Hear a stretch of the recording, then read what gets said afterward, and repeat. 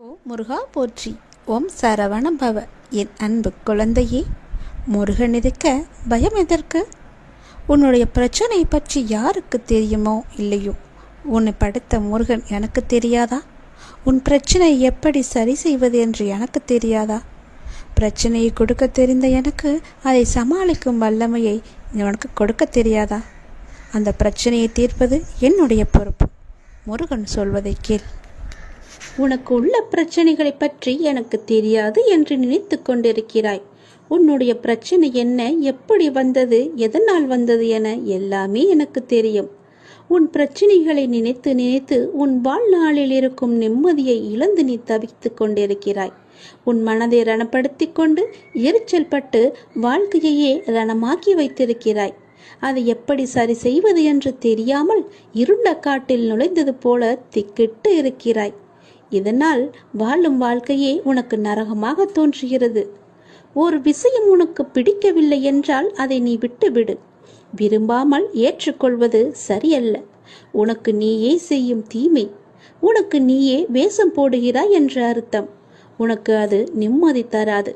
மற்றவர்களுக்கும் நிம்மதி இல்லாத சூழலை உருவாக்கும். அதை விட்டு நகன்று விடுவதுதான் சிறந்தது உனக்கு. அமைதியாய் போவதில் தவறு இல்லை. ஆனால் அந்த அமைதியை ஏற்க முடியாமல் சில பேர் இருப்பார்கள். காரணம், உன்னிடம் பேசி பழகிவிட்டார்கள். அவர்களுக்கு அது ஏற்றுக்கொள்ளக்கூடியதாக இருக்காது.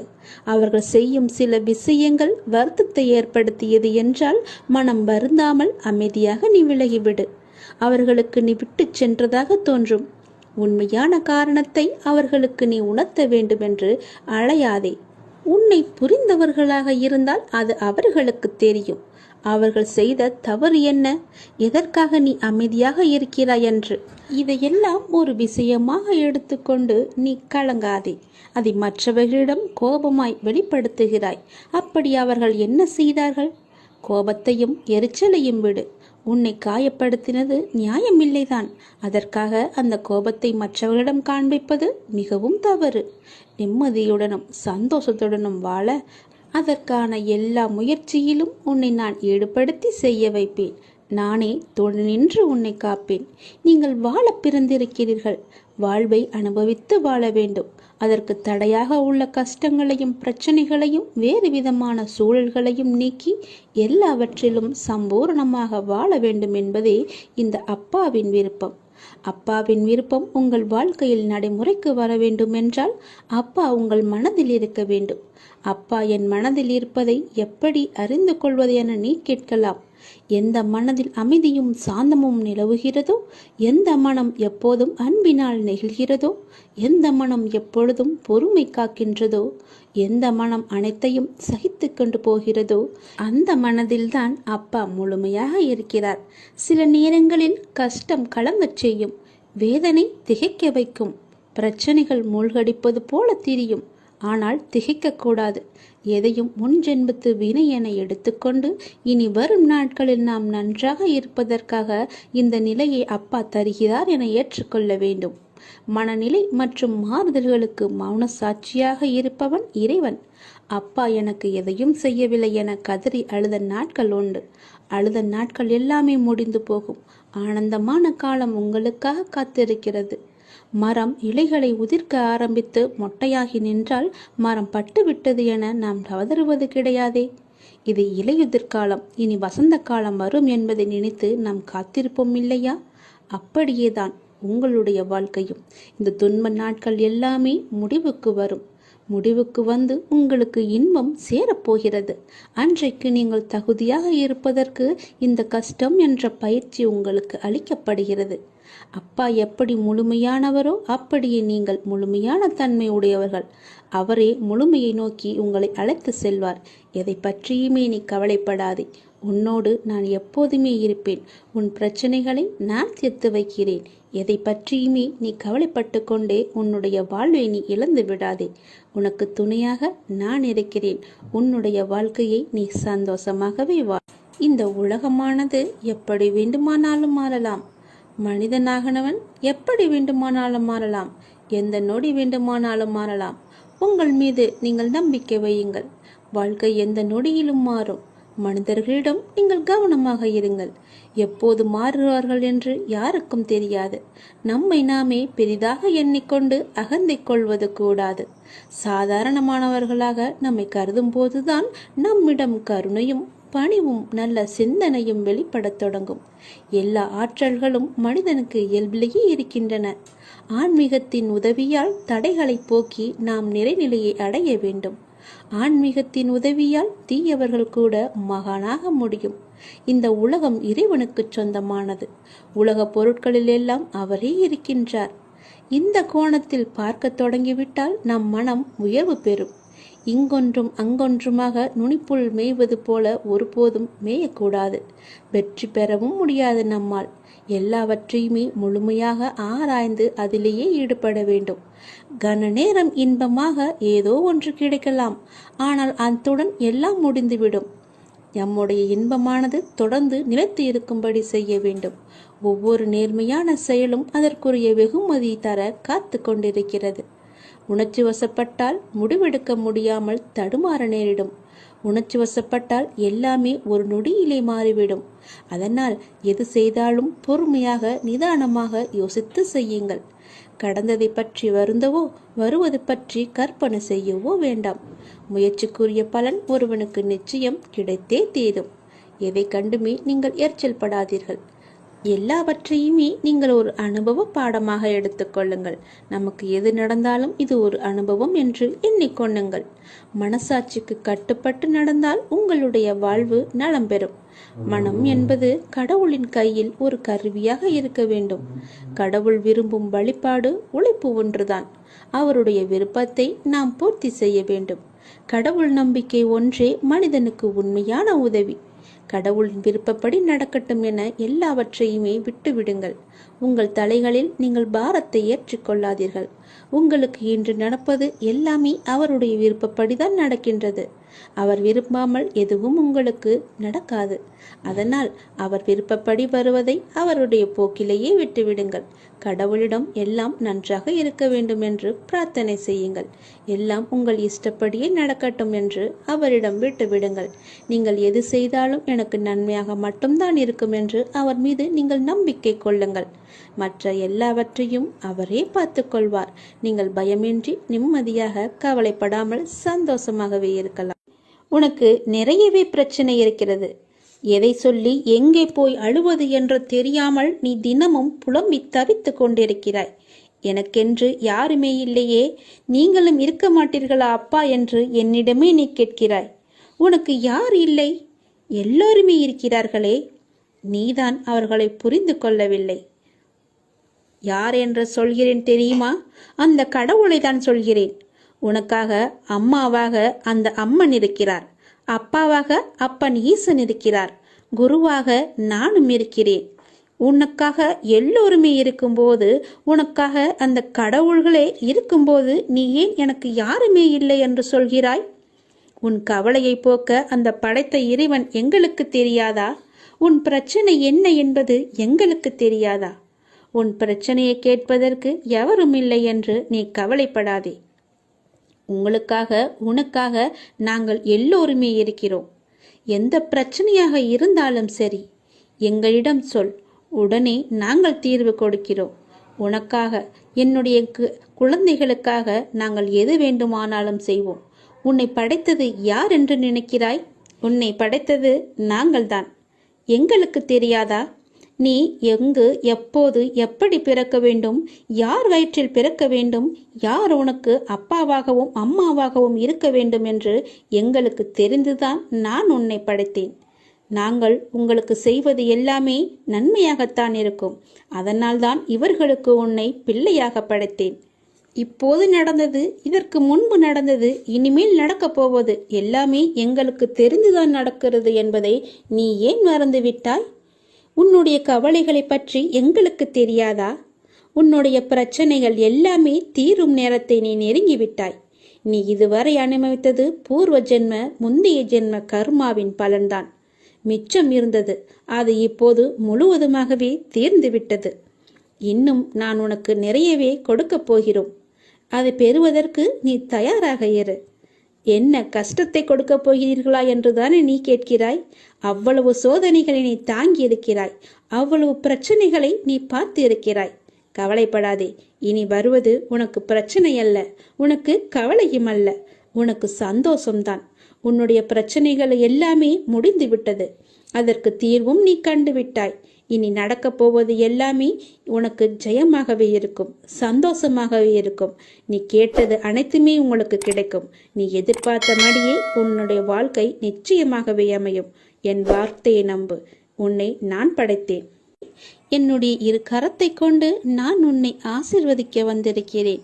என் கரத்தை உடனே தொட்டு என் ஆசையை நீ பெற்றுக்கொள். எல்லையில்லாத மகிழ்ச்சி உன்னை தேடி வரப்போகிறது. உங்களின் உணர்வுகள், எண்ணங்கள், பேச்சுக்கள் எல்லாம் எத்தகைய நிகழ்வை சுற்றி விரும்பியோ வெறுத்தோ தீவிர வட்டமிடுகின்றதோ அதுவே நடக்கும் என்பதை நீங்கள் உணர்ந்து கொள்ளுங்கள். உங்களுடைய மனமானது எப்பொழுதும் மகிழ்ச்சியையும் சந்தோஷத்தையும் இனிமையை மட்டுமே நினைத்து வைத்துக் கொள்ளுங்கள். உங்கள் மனம் எப்பொழுதும் சந்தோஷத்திலேயே மூழ்கி இருக்கட்டும். அப்பொழுதுதான் உன்னை சுற்றி எப்பொழுதுமே மகிழ்ச்சி இருந்து கொண்டே இருக்கும். நிதானத்தை இழக்காத வரை வாழ்க்கையில் உனக்கு தோல்வி என்பதே இல்லை. இவ்வுலகில் உள்ள ஒவ்வொரு மனிதனுக்கும் தனித்தோர் ஆற்றல் இருக்கிறது. உனக்கும் அப்படித்தான். உனக்கென்று ஒரு ஆற்றல் இருக்கிறது. அதை வாழ்க்கையின் சரியான முன்னேற்ற பாதையில் பயன்படுத்தி நீ பயணித்தால் அது நல்ல விளைவை தருகின்ற நிலைக்கு உன்னை கொண்டு போய் சேர்க்கும். இது உண்மை. உன்னிடம் உள்ள ஆற்றலை நீ குறைத்து மதிப்பிடாதே. உன்னை நீயே தாழ்த்தி கொள்ளாதே. என்னால் இது முடியுமா என்ற சந்தேக கண் கொண்டு பார்க்காதே. எடுத்த எடுப்பிலேயே எதை கண்டும் அச்சம் கொள்ளாதே. உனக்கு வேண்டியதை பற்றி மட்டுமே தீவிர உணர்வோடு சிந்தித்துப்பார். பேசியும் விரும்பியும் இரு. நீ நினைத்தது விரைந்து நிறைவேற வேண்டுமானால் தோல்விக்கு அஞ்சி முடங்கி கிடப்பதோ மடங்கி கிடப்பதோ நல்ல வாழ்க்கையை தராது என்பதை நீ உணர்ந்து கொள். போட்டியில் தோற்றாலும் ஓட்ட பந்தயத்தில் ஓடுபவன்தான் வெளியில் நின்று விமர்சிப்பவனை விட மேலானவன். ஒரு வேலை செய்ய முடியாதவர்கள் அவர்களால் முடியாததை உங்களாலும் செய்ய முடியாது என்று சொல்வார்கள். அவர்களால் முடியாதது உங்களாலும் செய்ய முடியாது என்று எண்ணுவார்கள். அவற்றையெல்லாம் நீ காதில் வாங்காதே. நீ எப்பொழுதும் போல உன்னுடைய பயணம் எதுவோ, உன்னுடைய இலக்கு எதுவோ, உன்னுடைய ஆசை எதுவோ, இதில் போனால் உனக்கு மகிழ்ச்சி என்று கிடைக்கும் என்று தெரிந்தால் அதை நோக்கி நீ பயணப்பட்டு கொண்டே இரு. உன்னுடைய இலக்கை நோக்கி செல்வதில் விவேகத்துடனும் உத்வேகத்துடனும் தன்னம்பிக்கையுடனும் செல். கண்டிப்பாக உனக்கு இன்ப அதிர்ச்சி அந்த இடத்தில் காத்து கொண்டிருக்கிறது என்பதை நீ மறந்து விடாதே. நீ என்னுடைய முழு ஆசையையும் பெற்றுவிட்டாய். இனி உன்னுடைய வருங்காலம் மிக சிறப்பாகவே இருக்கப் போகிறது. இதை கேள், உனக்கே புரியும், நன்றாக புரியும். இதே போலவே செய்து வா. உனக்கான வாழ்க்கை நிச்சயமாகவே நல் வாழ்க்கையாக அமையும். இந்த பதிவை நீ கேட்டுக்கொண்டிருக்கும் போதே உன்னுடைய வீட்டில் பல்லியின் சத்தம் கேட்டால் நான் உன்னை ஆசிர்வதித்து விட்டேன் என்று அர்த்தம். இப்பொழுதே நீ நன்றாக கவனித்துப்பார். என் ஆசி உனக்கு கிடைத்துவிட்டால் உன் உடல் முழுவதுமே மெய் சிரித்துவிடும். என் அப்பா சொன்னது போலவே நடந்துவிட்டது என்ற உன் மனம் சரியாகவே எண்ணும். அப்பொழுதுதான் என்னுடைய ஆசி உனக்கு கிடைத்தது என்று நீ நம்புவாய். நீ நிச்சயமாகவே முன்னேறுவாய். எதை பற்றியும் நீ கவலைப்படாதே. எல்லையில்லா மகிழ்ச்சி உன்னை தேடி வந்து கொண்டிருக்கிறது. நீ சந்தோஷமாகவே வாழப்போகிறாய். எதை பற்றியுமே கவலை என்ற எண்ணம் கூட உன் மனதில் இனி தோன்றக்கூடாது. மகிழ்ச்சி, சந்தோஷம், நிம்மதி, இனிமை என்ற எண்ணம் மட்டுமே, நேர்மறை எண்ணம் மட்டுமே உன் மனதில் இருக்க வேண்டும். அதை மட்டுமே உன் மனதிற்குள்ளே வைத்துக்கொள். எதிர்மறை என்ற ஒரு சிறிய துகள் கூட உன் மனதில் இருக்கக்கூடாது. நேர்மறை மட்டுமே உன் மனதில் நிலைத்து இருக்கும். வெற்றி மட்டுமே உனக்கு கிடைத்து கொண்டே இருக்கும். மகிழ்ச்சி நிலைத்து உனக்கு இருக்கும். யார் உனக்கு துன்பத்தை கொடுத்தார்கள் என்று உனக்கு ஞாபகம் இருக்கிறதா? உன்னுடைய இன்றைய பிரச்சனைக்கு யார் காரணம் என்று ஞாபகம் இருக்கிறதா? எதையும் நீ மறந்திருக்க மாட்டாய். யார் உனக்கு துன்பத்தை கொடுத்தாரோ அவர் இன்றைக்கு நிச்சயம் நன்றாக இருப்பதை போன்ற தோற்றம் உனக்கு தெரிந்து கொண்டிருக்கும். அப்படிதானே?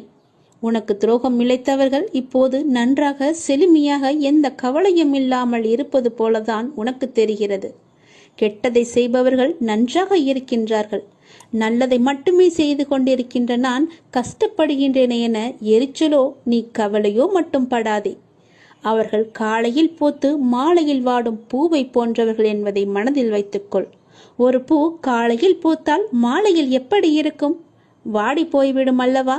அப்படிதான் அவர்களும். இப்போது பூத்து குலுங்கும் நேரம். விரைவிலேயே அவர் வாடும் நேரத்தையும் எட்டி விடுவார்கள். இன்னும் கொஞ்சம் காலம்தான். நீ பொறுமையாக இரு. அவர்கள் வாடப்போவதை நீ கண்கூடாக பார்க்கப் போகிறாய். இப்போது உள்ள மேன்மையிலிருந்து விரைந்து கீழே தள்ளப்படுவார்கள். நீ எப்படிப்பட்டவன் என்பது தெரியுமா? நீயோ விருட்சத்தை போன்றவர். விருட்சமாக வேரூன்றி ஆழமாக நிற்கப் போகிறாய். எல்லோருக்கும் நிழல் தரும் மரமாக இருக்கப் போகிறாய். அநேகம் பேர் உன்னை ஏமாற்ற வந்தாலும் நீ எதற்குமே அயர்ந்து போகாதே. எத்தனை இழப்புகள் வந்தாலும் சோர்ந்து போகாதே. நான் ஆழமாக வேர் விட்டிருக்கும் விருட்சம் என்று சொல்லிக்கொள். நான் ஆலமரம், என்னை யாரும் அசைத்து பார்க்க முடியாது என்று நெஞ்சை நிமிர்த்தி சொல்லிக்கொள். நீ மலர்கள் மட்டுமல்ல, கனிகளையும் தரப்போகிறாய். அதில் வருகின்ற நன்மை பலருக்கும் பயனாகவே இருக்கும்.